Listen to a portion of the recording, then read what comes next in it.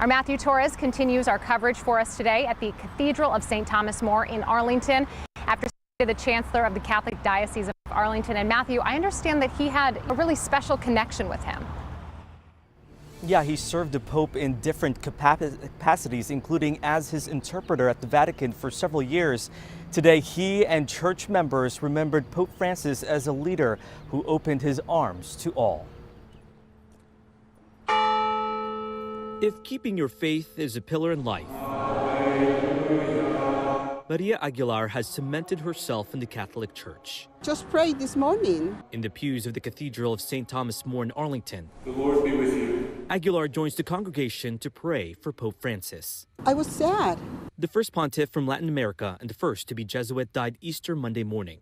To Aguilar, he helped Catholics rediscover their faith. They saw in him a little bit someone that opened the door for them. For Pope Francis, each of us had dignity. For the Chancellor of the Catholic Diocese of Arlington, it really is like losing a father, because he was a father to certainly all the Catholic faithful throughout the world, but to so many others. the Holy Father was someone he worked closely with on several occasions. Blessed to be able to sit right next to him.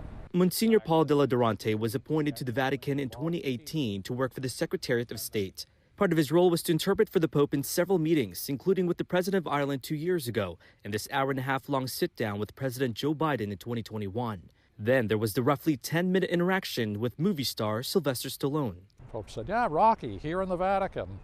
And Sylvester Stallone then said, "You want a box?" And the Pope, without missing a beat, threw a perfect left jab, just like that.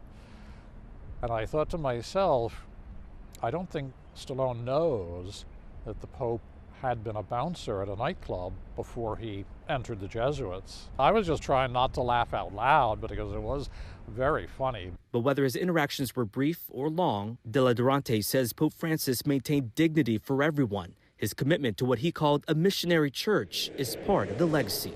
To make sure that those who are vulnerable, who are poor, who are marginalized, are not forgotten. He brought a lot of people to believe. The Chancellor also says one of the most powerful moments that he witnessed was seeing Pope Francis address the world during the height of the pandemic. He also says even though they did make mistakes, he recalls the Pope being gracious and patient. Simone? You know, Matthew, I think you touched on a really good point, which is for so many people, they remember Pope Francis as someone who is witty, charming, warm, also a leader of one of the biggest churches on the planet. Appreciate you reporting on that for us tonight. Thank you.